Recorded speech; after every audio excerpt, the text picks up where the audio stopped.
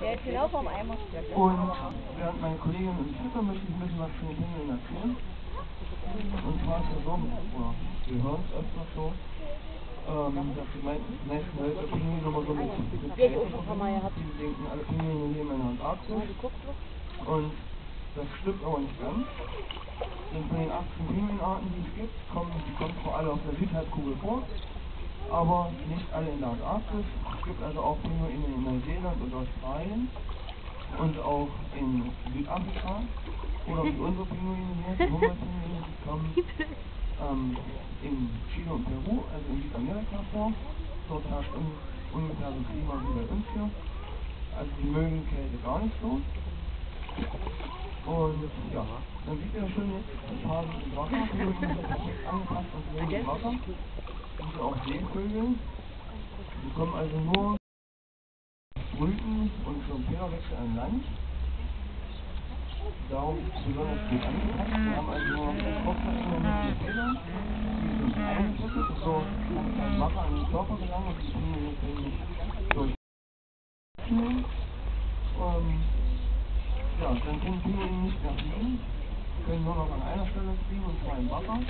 Denn die bewegen sich also nicht mit den Füßen vorwärts im Wasser, sondern mit den Flügeln, wenn ich jetzt mal wieder demonstrieren muss. So. Dann sieht man durch die Augen, dass sie mit den Flügeln also fahren. Und so können die Humboldt-Pinguine 1 km/h erreichen und ungefähr 100 Meter tief tauchen.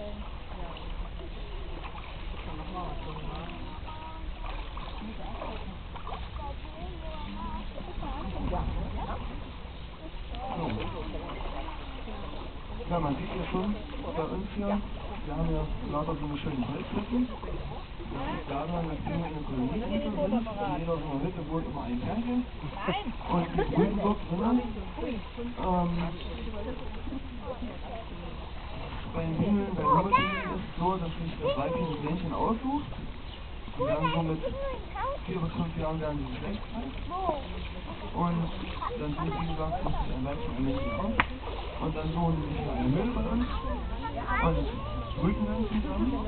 So aus das Weibchen mit 1 bis 2 Eiern. Humboldt-Pinguine legen nur 1 bis 2 Eier. Selten, dass es nur 1 ist, meist 2. Und so ein Humboldt-Pinguin-Ei ist schneeweiß und da wird so große Hühner.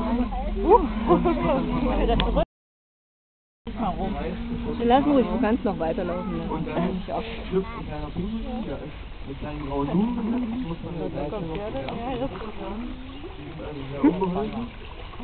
Und dann dauert es auch wirklich nicht so lange. Man sieht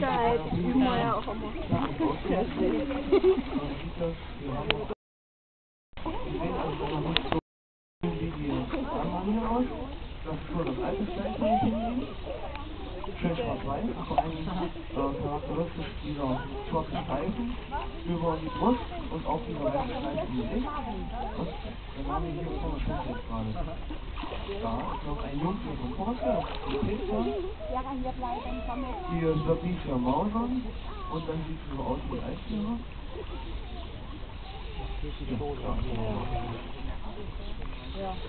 Ja, wir haben zurzeit 34 Tiere hier auf der Anlage. Wie gesagt, da sind ein Jungtier von Forster noch und haben dieses Jahr schon 12 Jungtiere nachgezogen. Die sind jetzt nicht mehr hier auf der Anlage, und zwar sind die hinter den Kulissen. Und zwar liegt das aus dem Grund, dass wir die Pinguine an eine Handfütterung gewöhnt werden. Man sieht ja schon, wir machen hier so eine schöne Handfütterung. Das hat natürlich einen bestimmten Grund, und zwar bekommen die Pinguine bei uns Sprotten und Heringe. Und die werden bei uns aufgetaut und verlieren dabei am meisten Vitamine und Mineralstoffe. Und die muss man den Pinguinen wieder zuführen. Und das macht man über eine sogenannte Fischliter-Tablette, also Fischwasser-Tablette. Da bekommt jeder Pinguin jeden Tag eine. Und dafür ist es halt wichtig, dass die Pinguine zu uns kommen, dass wir auf der Hand bleiben, dass wir jeden von vorne sehen, weil wir die Pinguine alle an den Punkten auf Bauch und Brust unterscheiden. Da kann man die Humboldt-Pinguine sehr gut unterscheiden. Da merkt man sich also bloß bestimmte Punktformation oder Punktkonzentration. Das ist zum Beispiel Florian gewesen. Und dafür ist es wichtig, dass es kommt. Und das macht man ganz einfach, dass man Jungtiere so mit 6 Wochen von den Eizellen wegnimmt, aus dem Netz raus. Dann wiegen sie so 1,5 Kilo ungefähr, 1 bis 1,5 Kilo. Und dann kommen die hinter die Kulissen in den sogenannten Spinning-Kindergarten und werden dann von der Brust gezogen. Das dauert eigentlich bloß 3 bis 4 Tage. Und dann haben die das aus der Hand so intus, also können das schon sehr gut. Und mit dem 12 Wochen kommen die gesagt, aus der Lage. Wir haben ja vorhin mal so eine Karte angebracht, damit jeder mal den Namenspartner raussuchen kann. Es ist aber so, bei uns, dass der Name nicht immer ganz schlecht so einstellt. Und zwar geben wir den Pinguin, wenn wir nicht bei der Anlage nehmen, geben wir ihn schon Namen, dann können die unterscheiden für uns. Und feststellen, ob das Männchen oder Weibchen ist, können wir erst, wenn wir wieder hochsetzen, da wird Blut gezogen bei den kleinen Pinguinen und dann kann man feststellen, ob das ein Männchen oder Weibchen ist. Und darum stimmt das nicht immer ganz überein. Zum Beispiel Paula ist ein Männchen, Paul ist ein Weibchen. Hier ist zum Beispiel gerade Paula.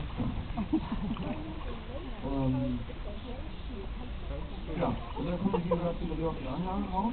Die Jungpinguine, das sind 12 Wochen, das ist auch kein Problem. Pinguine sind ja Kolonietiere und da nehmen die neue Artgenossen einfach auf.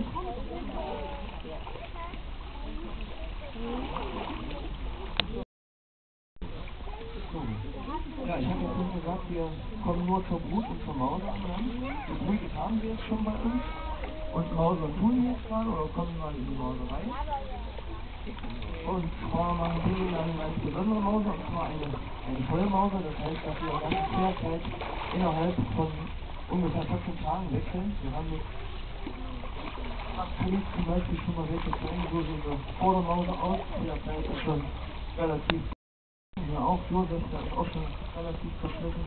Und dann fressen die Vordermauser richtig viel, weil sie in der freien Natur nicht ins Wasser können.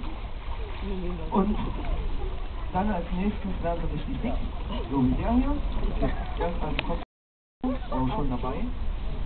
Es sieht so aus, dass die neuen Federn die alten vor sich herschieben. Und wenn die neuen dann größtenteils da sind, dann fallen die alten Federn aus. Wir haben auch schon einen, der fertig ist. Hier ist schon einer im Wasser, der hier. Da. Der ist schon schön schwarz-weiß. Wie gesagt, 14 Tage und dann hat er einen neuen Frack. So, was würde ich noch sagen? Pinguine können im Zoo 25 bis 30 Jahre alt werden. Der älteste bei uns ist gerade Florian. Mal gucken, wo er ist.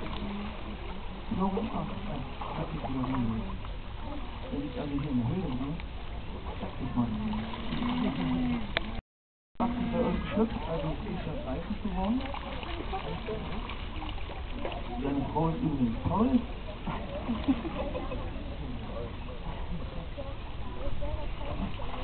Ja. So, das war's im Großen und Ganzen von mir. Wenn auch der rüberrufen, dann werde ich die natürlich noch beantworten. Ansonsten ist um 15:30 Uhr direkt auf die Raumfütterung und dann wünsche ich noch einen schönen Tag im Zoo und ja, tschüss.